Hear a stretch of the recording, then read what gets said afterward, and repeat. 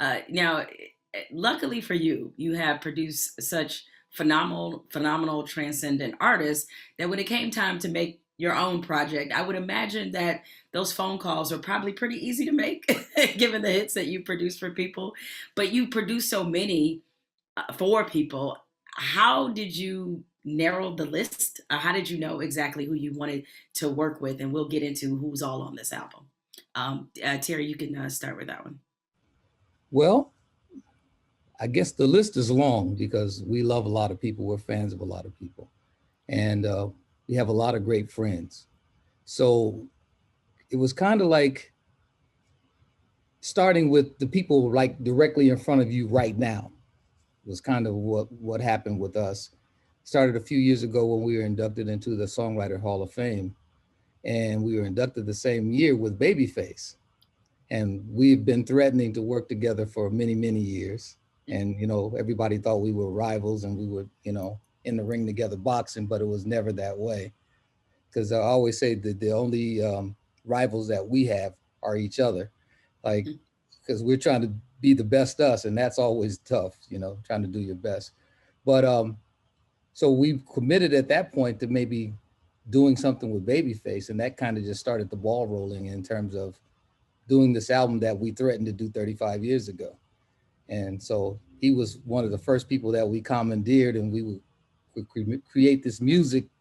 And over the years, we created music with a lot of people, and we'd always ask, would you do something for our record? And everybody would say yes, but then we would create that music, and then they go, man, that's really good. I need that on my album.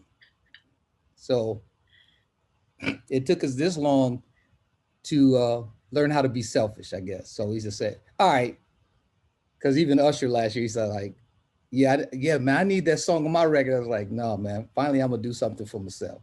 So you gotta wait on this one, brother. You gotta take the back seat on this one. So it wasn't difficult because we have a lot of great friends and there's so much great talent out there. And we love to create music, so it's all married in the same way. And we just take it a step at a time. And this particular set of group of artists that we have on our record now were people who made themselves available, and we bless them and thank them for it. All right, so Jimmy, run down the list. I know you have Mariah Carey, Babyface, as Terry just mentioned, Mary J. Blige. Who else we got on this all-encompassing album? Yeah, it is all encompassing. Well, at least for volume one. We're calling the album Yes. volume one. We make that very clear because volume two is already in the works. But yeah, we started off with people who we really had worked with before. And so we got to go back to the roots of our very beginning. 40 years ago, the Time album was released. So we got to get Morris Day, and we reunited him with Jerome Benton. So it's the kind of Purple Rain gang back together. And then we added the Roots to that because we love Questlove and we love what they do. So that's a very kind of cool pairing, we thought. And then when you talk about foundationally, our foundation of our record label we started 30 years ago, which was Perspective Records. Our first group that we released was the Sounds of Blackness. So the Sounds of Blackness set everything in motion for us. They're the foundation of really everything we do musically. So they're a part of the record. We're really excited about that. And then Boyz II Men, because Boyz II Men is just the best at what they do, and the ability to create things like On Bended Knee and Four Seasons of Loneliness and those songs that we've done before, but to get back together with them and do a record that's, strings and horns and chord changes and bridges and modulations and all the things that are important to them about music is the same thing that's important to us about music, and to be able to tell those kinds of stories. Growing up, one of our favorite groups was the Gap Band. So we got Charlie Wilson. And Charlie is amazing. Like he's just, I can't even explain that his vocal talent is just in a whole nother world. And then I think, I'm trying to think, because I know I'm gonna miss some people. Oh, the Queen of Hip Hop Soul, Mary J. Blige. Mary J. Blige, yep. Whoo! Like if there was a Mary J. Blige fan club, there's tons of them, but I would be like the leader of that fan club because I would have to fight you. right?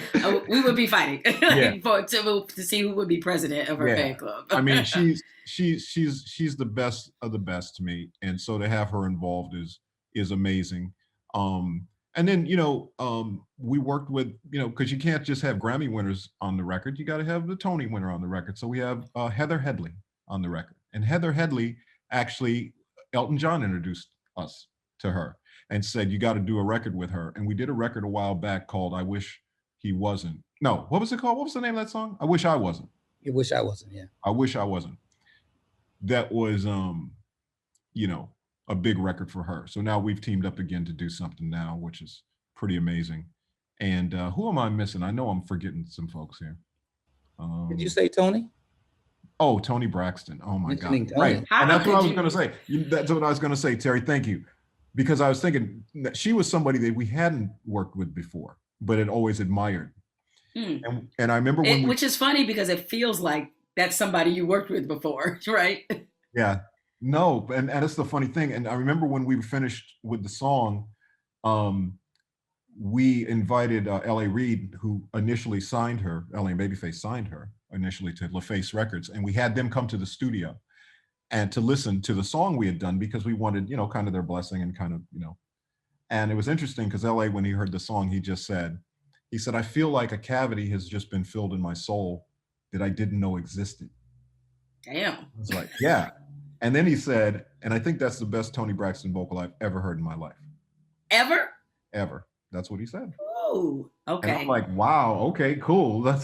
So anyway, but that's the kind of, like I say, that's for us, that's the kind of feeling we want people to have when they hear the record. We want them to hear each of their favorite artists, and then we want them to maybe fall back in love with those artists again, or remember that time when they fell in love with that artist. But we also want to do that for the artists. It was interesting because Babyface is a perfect example of, because Babyface normally is very hands-on. He produces everything, writes everything, does it. And this one we wrote together, but he just said, you guys produce it.